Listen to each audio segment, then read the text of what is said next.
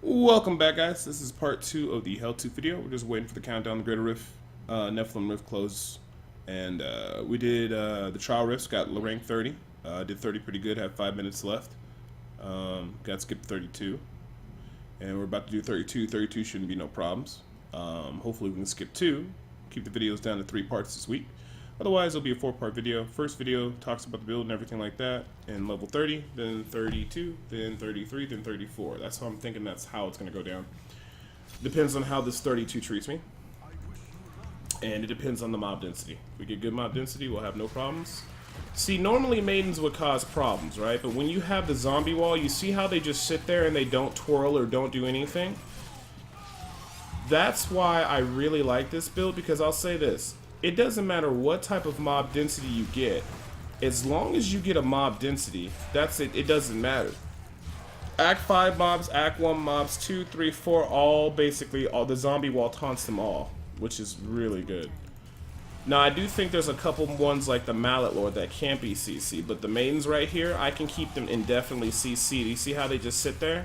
And I can just keep reset casting the wall? Makes our lives so much easier. Between the Alien Toads, Zombie Wall, and Horrify, everything gets locked down, so. We want that mob density, and then we don't care what monsters it is, because usually people want zombies.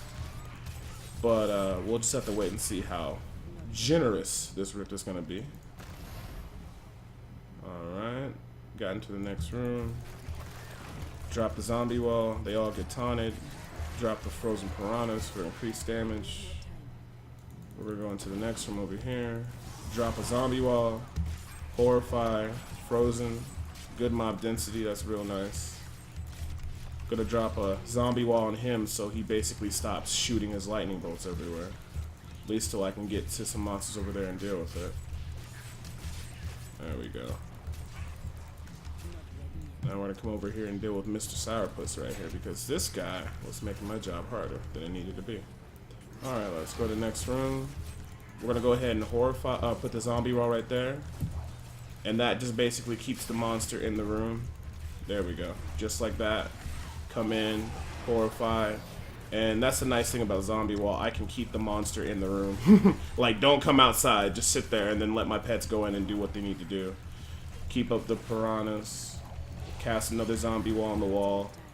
Just so they can't get through. Very good stuff.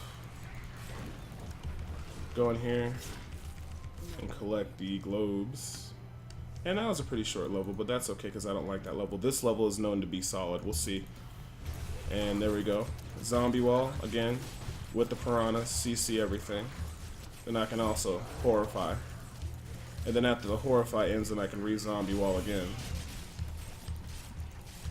We got an elite coming up because this is one of the elite mobs. Extra health, teleporter, fast minions, so we'll just deal with this real quick. The zombie dog makes quick work of that. And this one is a guy who can actually teleport. So we're going to use the frozen piranhas and hopefully some simple zombie wall tactics to kind of block him off, but he could still hop over. You see how he hopped over it? It's not much we can do about that. But as you can see, the zombie dog's just going to town on the elites. Zombie wall, piranhas. We don't even probably need to cast Horrify here, and then the renders the mobs useless. And then when the mobs are CC, they can't attack our fetishes, which is also nice. Because that does become a problem later on. There we go. Zombie wall. Piranhas for the cold. Gotta play it safe. We got pulsating. Gonna come in and horrify to bring more CC. Keep up the zombie wall so like they can't come up and rush me. And just keep throwing out toads. Throw down another zombie wall. Elite's dead. You see how everything gets CC'd? Like I said, try this in a group. If you got some Helltooth pieces or you don't have that much gear, you don't even need the Rhen'ho flailer. If you don't have the Rhen'ho flailer, you can run Rhen'ho toads and then run, instead of the zombie dog handler, you lose a little damage on the dog, but then you can run Grave Injustice and use Piranhas of Perinato and use the zombie wall. Works really good, and then also you still have the Horrify to help CC. But I'm a big fan of control builds, and builds where you can set you choose basically the pace of the battle, and it's up to you if you time your cooldowns right and do what you're supposed to, you can easily make things easier for yourself or all your allies in battle and stuff. So again here, nothing really different. Just going through these mobs. We got an elite. I'm going to go ahead and use Horrify to keep it CC'd a little bit. Drop the Frozen Piranhas and try to use the Zombie Wall to keep it away from me. Of course, I probably want to get a little close because it has Mortar. But we're just going to keep down the Zombie Wall to block the elite away from us. Drop the Frozen Piranhas. And just basically just keep doing that and getting like a little routine and stuff like that. So we can not have to worry about stuff. And see, as long as we keep up the Zombie Wall, the alien toads, frozen piranhas, the monsters really never get to us, which is quite nice.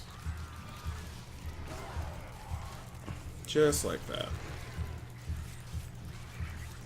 There you go. And it's very straightforward, very nice. Come around the corner.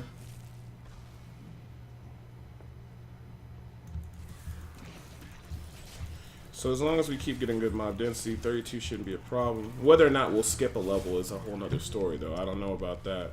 We're pretty limited. We can't control too much in the Greater Rift outside of just good CC and a good, decent build. It makes the runs more consistent. More often than not, I'm really not lucky in the department. I'm lucky in maybe getting like some easy mobs, but I'm not lucky in getting the mob density to make it worthwhile. As you see, frozen piranhas, just keep them safe back. Everything's dying pretty easy. Building up that meter. There we go. Another Horrify. So this is pretty decent mob density. I can't really complain about it. It's getting the job done. And I'm going to the next level. Ooh, this floor is usually, well, this floor can be hit or miss. We'll see. Like, if this floor is a light color, that means probably the mob density is great. When it's a dark color like this, I've always kind of noticed the mob density has always been pretty good. We're just going to go ahead and Horrify him to keep him kind of controlled. And we're just going to try to hide behind the zombie wall or keep a zombie wall in place between me and the elite. And then when I need to, Horrify and keep a safe distance. You can also use the Frozen to kind of keep yourself away from stuff. And that elite went down pretty much no problem. Looks like we got some decent mob density, so this is looking pretty solid.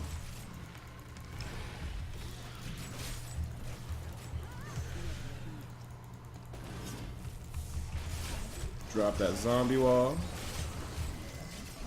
Drop that Horrify. Really good mob density. But as I said, the cool thing about Helltooth is it's the king of trash clearing because like everything is gonna stay CC. Between the zombie wall, the alien toads, and everything, it's not much they can do. So we got a big elite pack here. I'm gonna play it safe and exit the room behind me.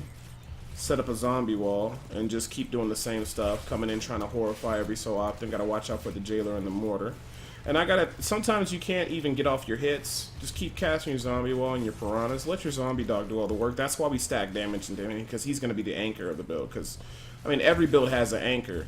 That one skill or one item that just basically, when times get tough, can carry you through the Greater Rift. Gonna come in, Horrify, leave the room, redrop a zombie wall, and just positioning really well. I don't want to use Spirit Walk. I could be greedy and use Spirit Walk there, but I just want to play safe, and hopefully that will amount to actually getting a little bit of a skip, but we have to beat it with 4 minutes and 30 seconds remaining. Horrify. There we go. That worked out pretty decently. I think we'll beat it. I don't think we're going to skip, though. Well, I'm pretty confident we'll beat it. Just like I said, the whole skipping thing. I like to skip to 34 so I can get more 34 attempts in. Now, the Mallows don't get CC, but the zombie wall, they do get blocked, but you can always use Horrify to CC those guys. Alright, so we're going through everything okay. Zombie wall. Powerful CC. Now we got a mob with reflect, so what we're gonna do is gotta come up.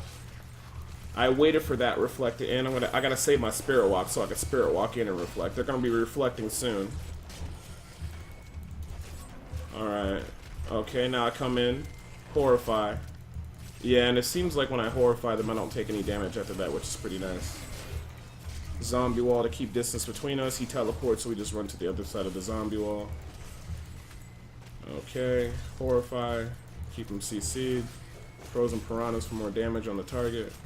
And he went down pretty easy. A little bit faster, I would have hoped, but We don't kill elites too fast as well because we don't have too much elite damage. But see, when you run in a group party, then you can basically run your Storm of Jordan with poison, and there you go. There you got your elite damage in. Of course, everything will be hitting a lot harder as well.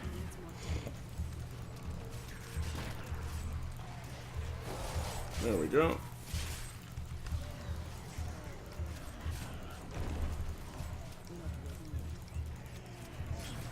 And everything's going to stay CC between the Adeling Toads, the zombie wall.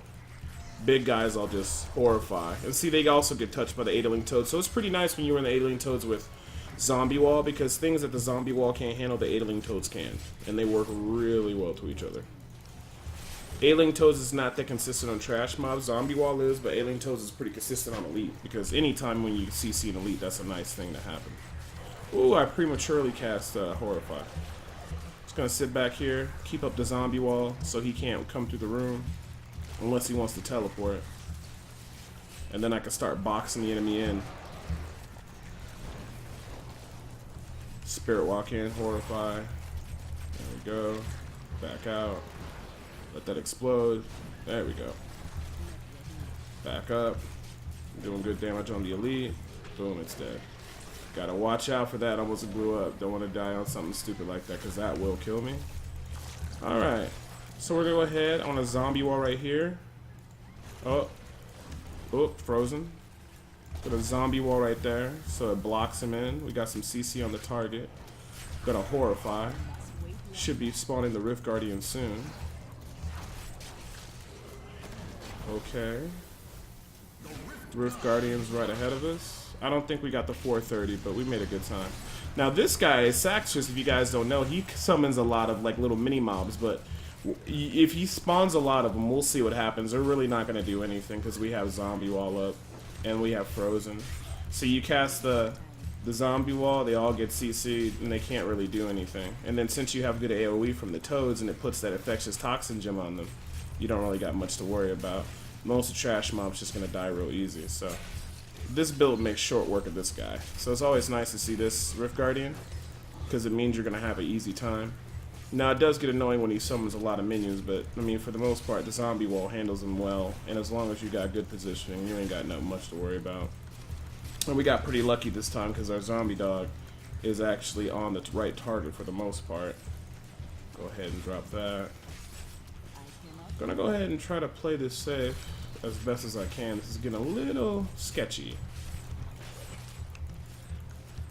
because there are so many trash mobs. Hopefully he'll slow that down. I don't like the vortex. The vortex can kill me and the tornadoes can kill me.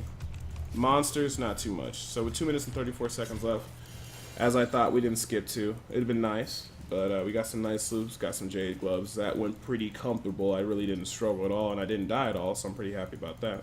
Let's go ahead and go to 33. I'll see you guys in the next video, where we just basically gonna round up this build, and it'll probably end up being on 34. So I'll see you guys there.